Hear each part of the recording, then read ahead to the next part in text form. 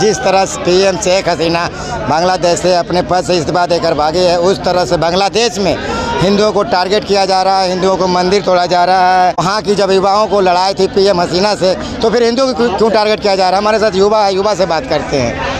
क्या राकेश राव।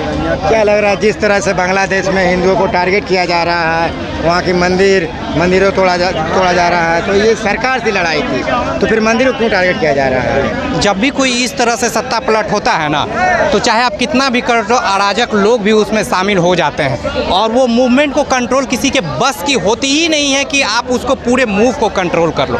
वो जब चलेंगे ना तो तरह तरह से त्राही होना ही है, चाहे आप कितनों भी कर लो, ये चीज़ होकर ही रहेगा। कभी मंदिर के नाम पे कभी लड़की छेड़ दिया, कभी ये होना ही है, ये कभी रोका नहीं जा सकता है। चाहे जहाँ भी इस तरह से सत्ता पलट की बात होगी, इस तरह के उठेंगे ही। ये कभी सरकार के किसी के बस की बात होती ही नहीं है कि वो कंट्रोल कर ले। देखिए आप कह रहे हैं कंट्रोल के लिए, बस की बात नहीं, चलिए ठीक है, उसकी लड़ाई सरकार से थी, पीएम शेख हसीना से थी, तो फिर मंदिर को क्यों टारगेट कर रहे हैं? वहाँ के हिंदुओं को क्यों टारगेट कर रहे हैं? बिल्कुल यही बात कर रहे हैं, जबकि यहाँ अलग अलग मानसिकता के लोग फायदा उठाने के लिए तैयार है। वो एक मानसिकता से खड़ा हुआ था कि हम टारगेट करेंगे, सत्ता को तख्ता पलट कर देंगे, लेकिन फायदा उठाने के लिए हर जगह हर लोग तैयार रहते हैं, रोटी सेकते हैं, वो लोग भी तैयार है, चलो मौका आ गया पीछे से कर लिए। वो जो लोग थे वो निश्चित है उसका टारगेट कर रहे हैं, लेकिन जो अलग से बंधे हुए थे वो इस विंग में चलो इसी नाम पे मंदिर कर दे, इसी नाम पे किसी लड़की को छेड़ दे, तो ये एक सारा एक सामूहिक ले लेता है और बात चल जाती है सिर्फ इसमें जिसने तख्ता पलट किया उस नेता के नाम से ये सब कुछ चढ़ जाता है। की देश है और साहिब की सहानुभूति रखते हैं हिंदू से, ये सब कोई है, तो स्वाभाविक है कोई भी हिंदू चाहेगा कि हम सेफली वहाँ पे पहुँच जाए, इसमें कोई दो मत नहीं। अगर आप पे विपत्ति आएगी तो सबसे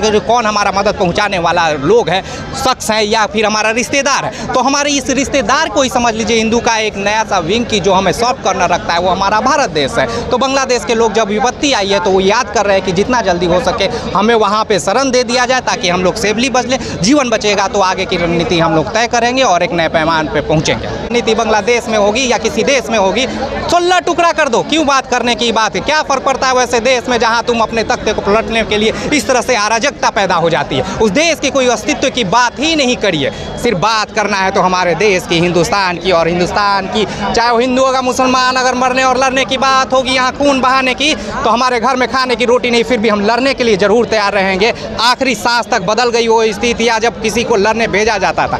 हम अपने आहूत देने के लिए हमेशा यहाँ लोग तत्पर रहते, तैयार रहते हैं, और हिंदुस्तान ही वो ऐसा देश है जो पूरे देश में बताया जाता है कि हाँ यहाँ की एक एक बात, यहाँ की शिक्षा में संस्कार भी बढ़ा रहता है। हम देश को भी चलाना चाहते हैं। हाँ, हमारी नीतियों में विरोधाभास रहेगा, हम लड़ेंगे, लेकिन लड़ेंगे हम नीतियों पे। राजनीति लड़ाई होगी, जहाँ तक देश की एकता और अखंडता की बात होगी ना, वहाँ हम सिरे पे सरहद से लेके या अंदर खाने तक हम खड़े रहेंगे, अपने देश की आहूत देने के लिए हमेशा तत्पर रहेंगे। लेकिन देखिए संसद भवन में कुछ लोग जय फिलिस्तीन के नारे लगाते हैं, वो अभी इस वक्त काहे नहीं खड़ा हो रहे हैं? इसलिए कि वो राजनीति है, वो कोई नेता और वो कोई देखने वाले नहीं है, वो राजनेता अपनी राजनीति करने के लिए बोलते हैं ताकि एक मूव बने। वैसे नेता को मानना, ये तो सोचना पड़ेगा, जिस समूह को अगर वो टारगेट कर रहे हैं कि हमारे पीछे दौड़ जाएगा सिर्फ ये कहने के लिए, तो याद रखिएगा वो नेता अपने अपने भाई को बैठाएगा, एसी कमरों में बैठेगा, लोग के सैलाब लेके पहुंचेगा और आपको हमेशा कुछ देने की नहीं, और शिक्षा की तो बात ही नहीं करेगा,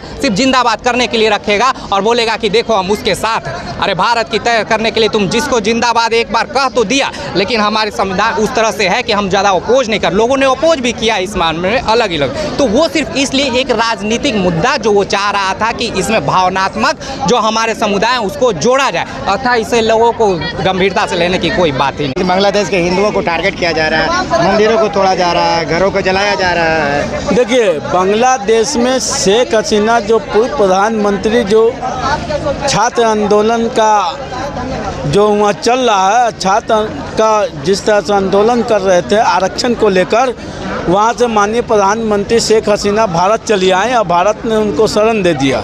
ठीक है, भारत ने शरण दे दिया और भारत चली आए।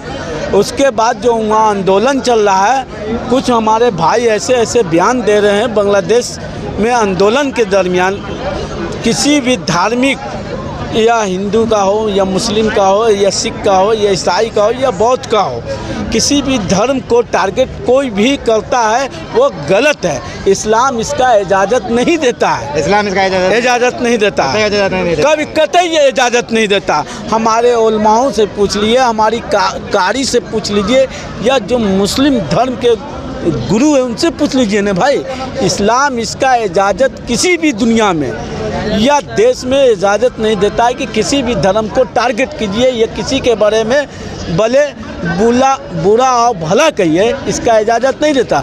मगर कोई किसी को टारगेट कर रहा है वह खुद जिम्मेवार होगा। और वो ऐसे सामंतवादी लोग होते हैं जो सिर्फ सत्ता सुख भोगना चाहते हैं और राजनीतिक के छत्र छाया में ये लोग अंजाम देते हैं और उन्मादी कारनामा फैलाने में लोग रहते। कुछ बिहार में भी हैं, भारत में भी, हमारे देश में हैं, खा रहे पी रहे हैं, मगर धार्मिक उन्माद फैलाने में वो नंबर 1 है।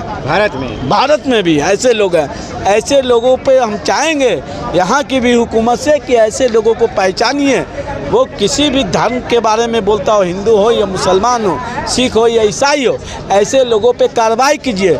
जिनकी बातों में आपसी टकरार हो, ऐसे लोगों का बाइकआउट कर